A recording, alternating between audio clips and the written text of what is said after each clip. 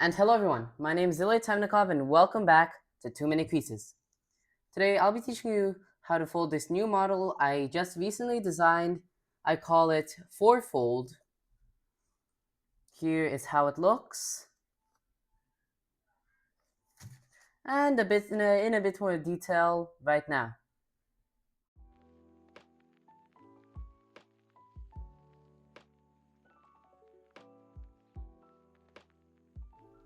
And with that out of the way, get ready to crease Too Many Creases.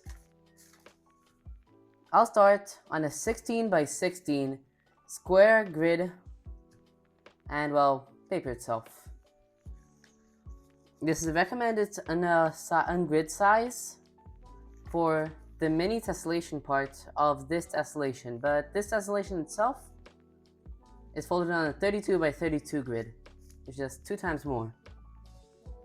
So first, you want to find the middle part of the paper, the point in the very middle of it, and then you can do this by folding the two center lines and finding this exact point. Also make sure the edges then line up. Now, make a closed square twist where you just have to pinch up these two center lines, pleat this part forward over here, this top part to the left, this part down, and this part to the right.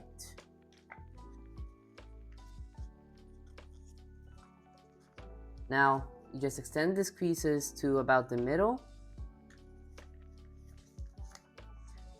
and squash on the top.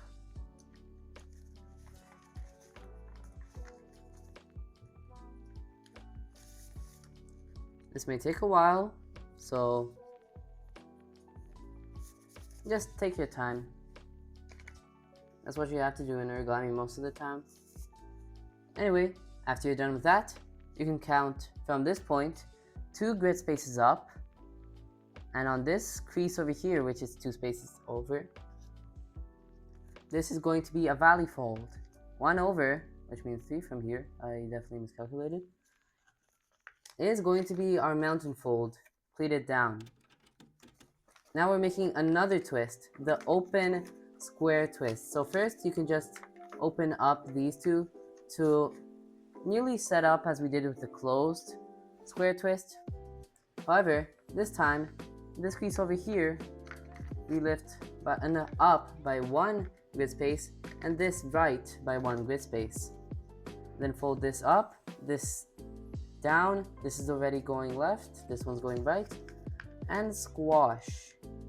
Small contraption we have in the middle.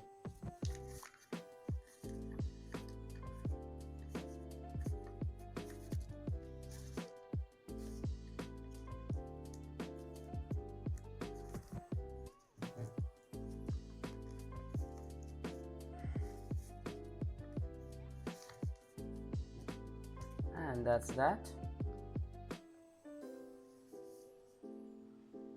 Turn over and do the exact same thing. I'll show you again. From this point, 3 grid spaces up, make this mountain fold, open up, move 2 creases, pleat down, this is ready pleated, pleat up, pleat right, squash.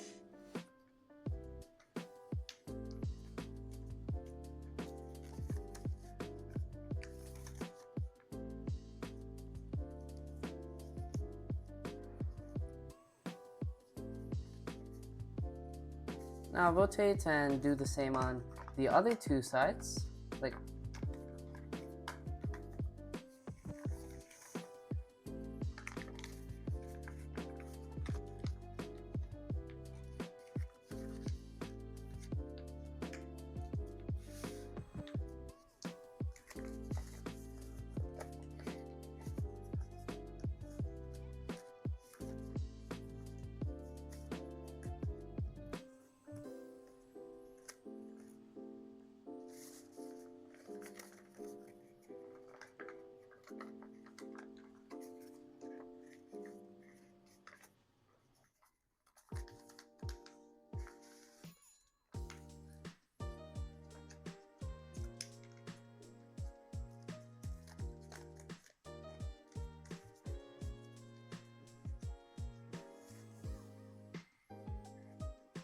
As you can see here, we already have the small pattern, and if you want to make a different tessellation, you could open up over here, make a closed square twist, and then continue on.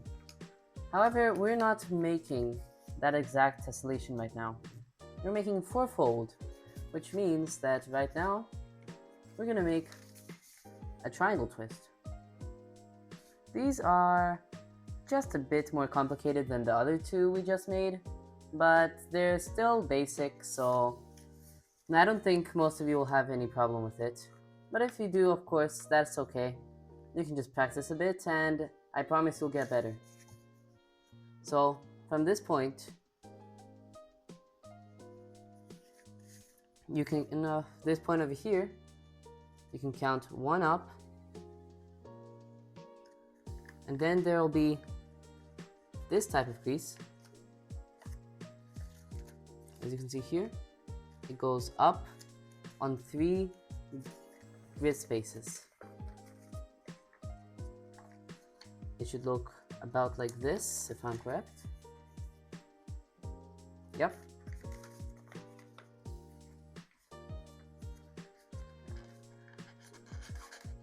I'm just pre-creasing right now. From this point, fold through these two, connect these 2 points like a triangle should be, and then you can extend this point out with a diagonal crease, fold these 2 down, and over here there's no crease for us to make a pleat, so we're gonna have to make our own pleat crease. Now,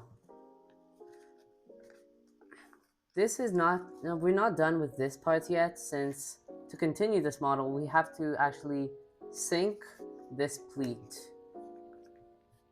So, you can open up a bit, take this part,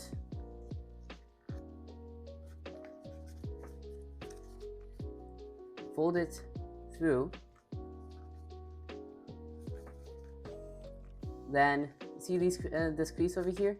Where these 2 intersect, if you fold like this, fold this down too, and you'll see that a crease wants to form over here in the middle, so just let it. Then you're already done with this side. You can do the same on the other 3 sides. Okay, what am I making? Oh.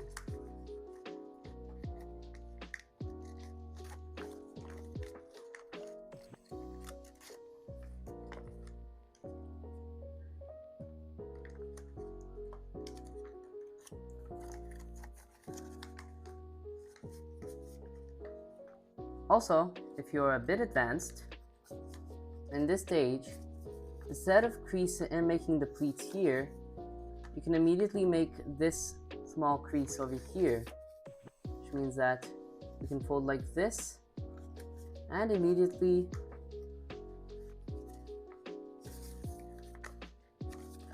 my bad, 2 creases. This one is the one I just made.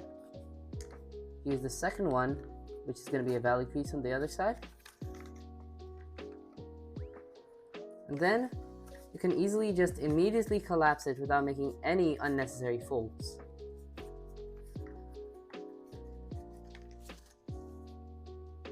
Of course, you do need to be slightly advanced for this, not too much, but still. So on beginners, you can just, well, stick to the pre-creasing method I've already shown you.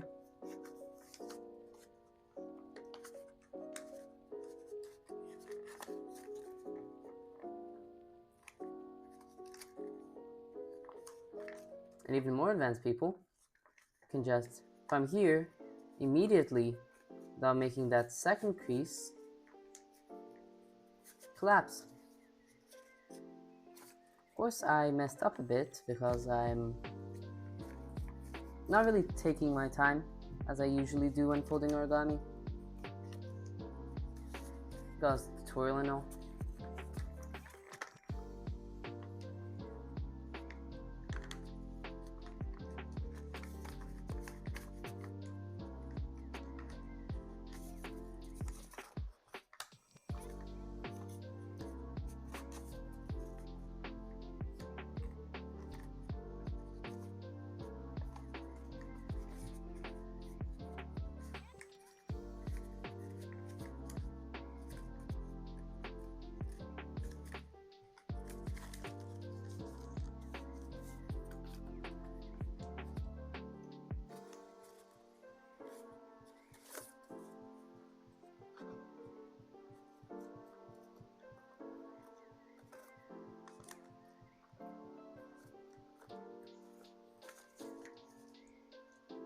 Anyway, that's it for this tutorial. Here's the larger version for your reference if you want to tessellate it. Pay close attention to the way these triangles here intersect. And here's the other side.